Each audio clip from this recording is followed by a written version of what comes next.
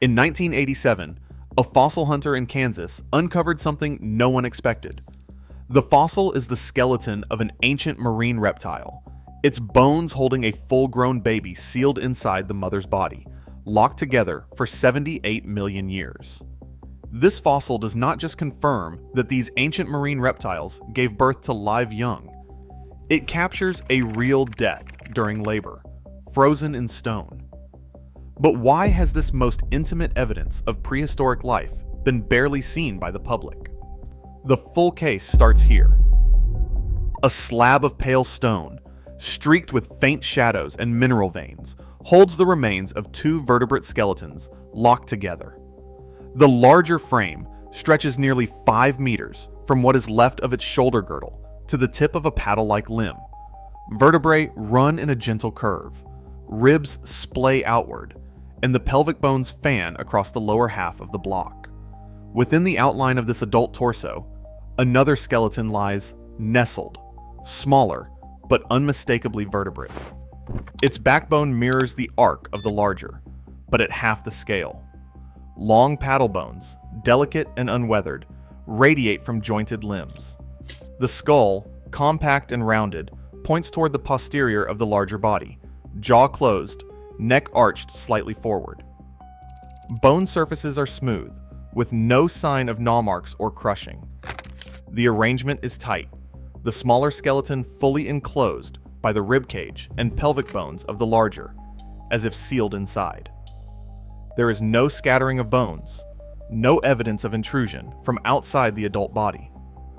The two skeletons are so closely aligned that the smaller's vertebral column nearly parallels the adult's, its limbs tucked as if in a final fetal curl. Fine-grained chalk fills the spaces between bones, preserving each curve and joint in sharp relief. Mineralization has replaced organic tissue, but the anatomical details remain clear. Every phalange, every vertebral process caught in place. The surrounding rock shows no sign of disturbance.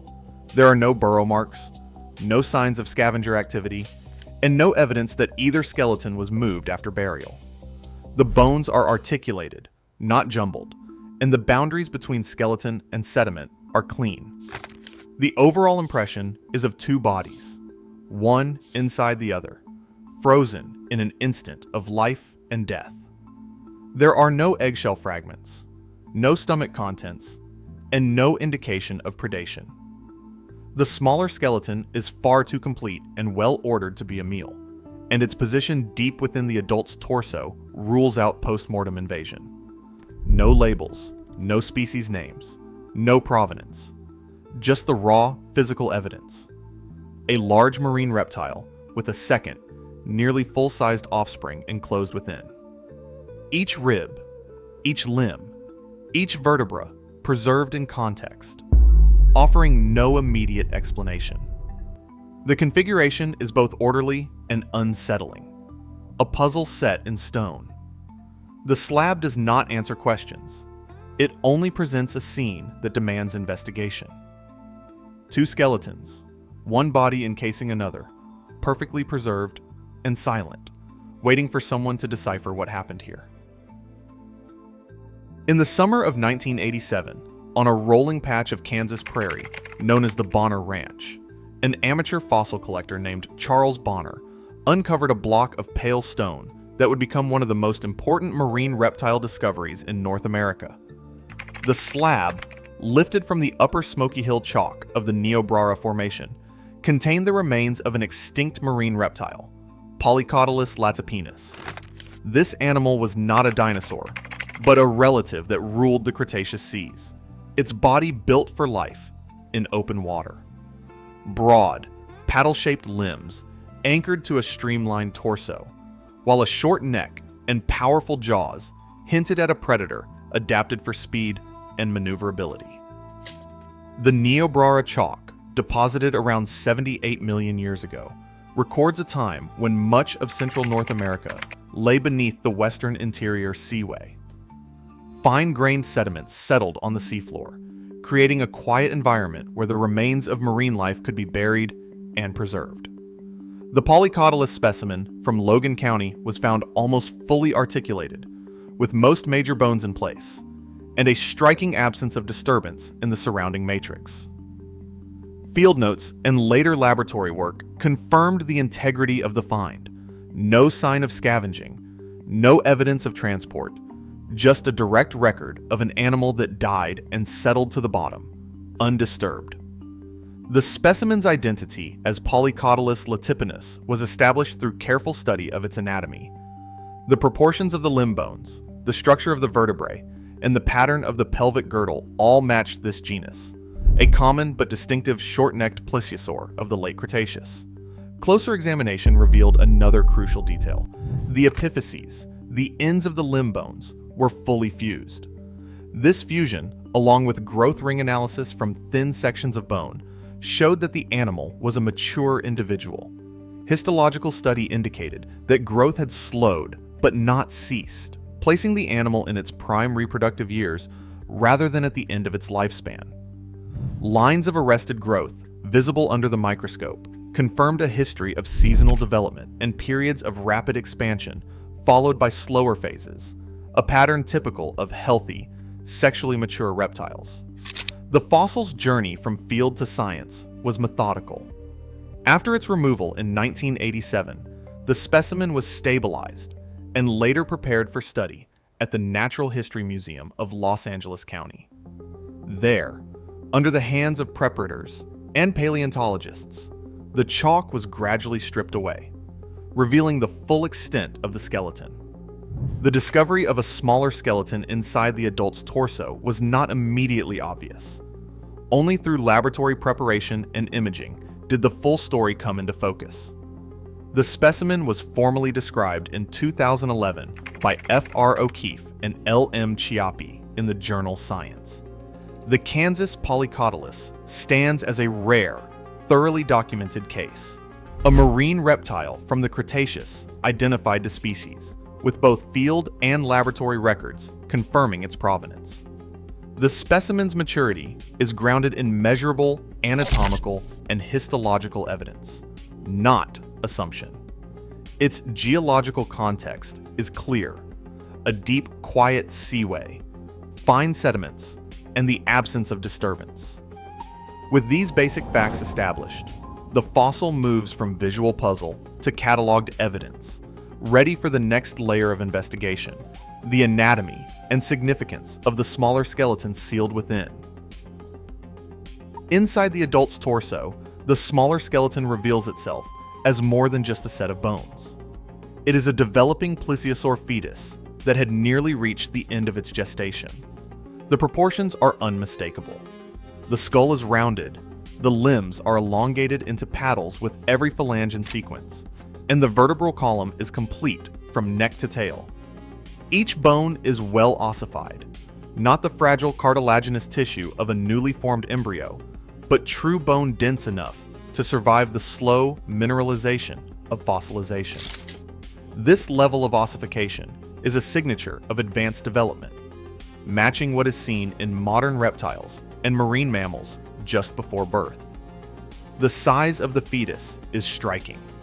Measured against the adult, it spans roughly 40 to 60% of the mother's length, an enormous investment for a single offspring.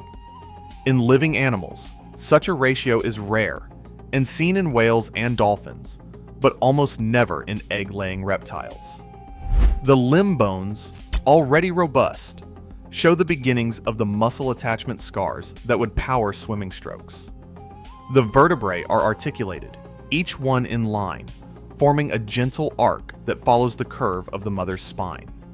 The paddles are fully formed, with every joint in place, ready for movement.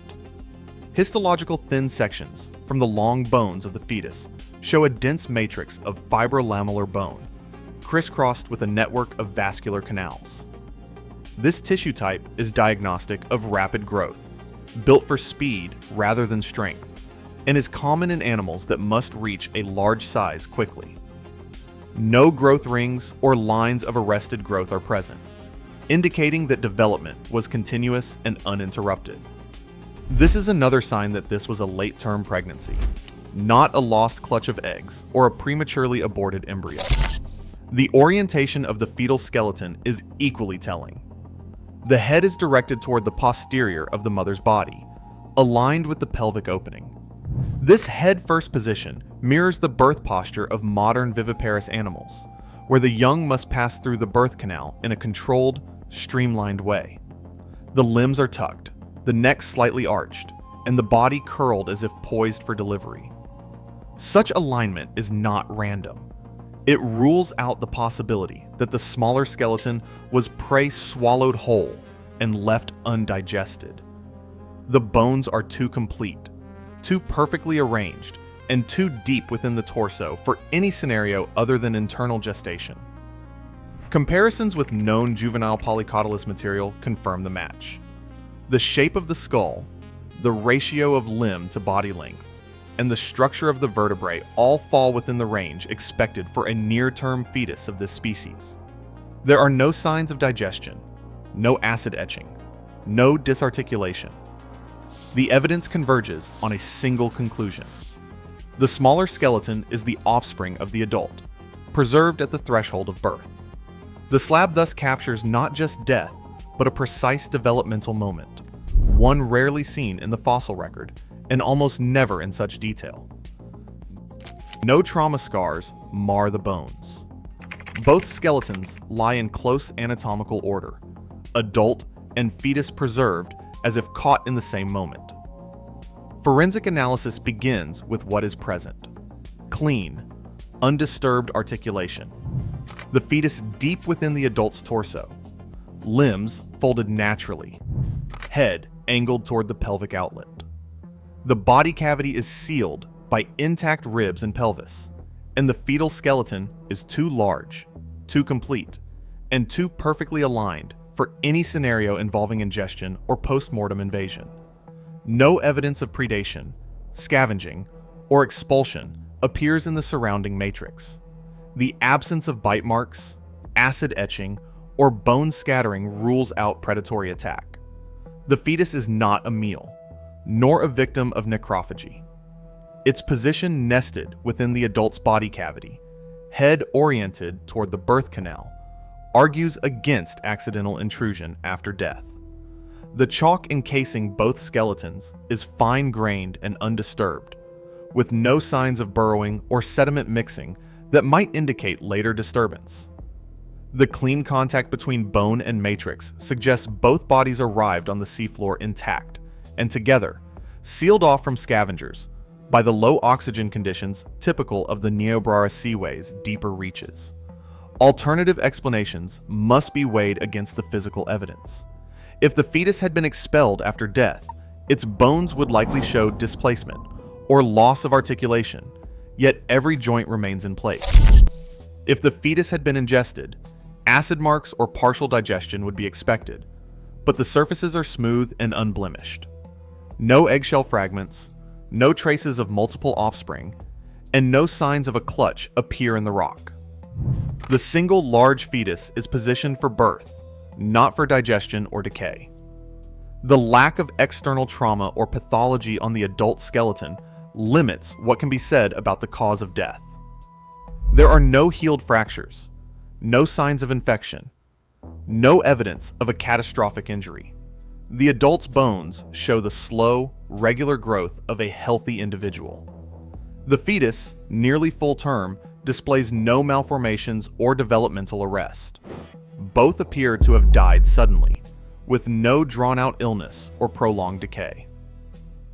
Preservation in the Niobrara chalk's anoxic muds halted decomposition quickly. Rapid burial prevented scavenger access and locked both skeletons in place before significant decay or disarticulation could occur. This unique combination of biological and geological circumstances is required for such a scene to be preserved. The odds against it are immense. Despite the clarity of the physical arrangement, the precise cause of death remains beyond reach. The fossil does not record pain, stress, or the final moments of life. The configuration favors a perinatal mortality event, death during late pregnancy or the process of giving birth, over all other scenarios, but the bones alone cannot confirm whether complications of labor, sudden trauma, or another factor was responsible. The evidence defines the boundaries of certainty. One adult, one nearly born offspring, both sealed together in the instant their lives ended, and preserved by the rare chemistry of a Cretaceous seafloor. Live birth in marine reptiles once belonged to the realm of speculation. Before the Kansas specimen, ichthyosaurs were the textbook example, sleek, dolphin-shaped reptiles whose fossilized mothers sometimes contained a litter of tiny curled young. Mosasaurs, too, had left hints of viviparity. But for plesiosaurs, the question lingered. Did these long-necked predators lay eggs on distant beaches? Or did they give birth at sea? The evidence from Logan County answers that debate with anatomical precision. The advanced fetus, fully ossified and arranged headfirst within the mother's pelvis, confirms internal gestation. There are no eggshell fragments, no sign of a clutch, and no possibility of land nesting for a body so adapted to water. This single fossil closes the door on the egg-laying hypothesis for Polycotylos, and, by extension, for other plesiosaurs with similar anatomy. Viviparity has evolved independently in several reptile lineages, but always under the pressure of life in water. For plesiosaurs, as for ichthyosaurs and mosasaurs, the constraints of an aquatic existence demanded a reproductive strategy that never required hauling out onto land. The Kansas fossil documents a case-selected life history, a single, large offspring born at roughly half the mother's size, representing an enormous maternal investment. In modern oceans, this strategy appears in whales and dolphins, where the risks of birth are offset by the survival advantage of a well-developed calf. For Polycotylos, the fossil record now places them in this same narrative: marine reptiles that bore live young, each birth a high-stakes event, with the future of the lineage riding on every successful delivery. Behind every fossil on display, there are hundreds more that remain unseen.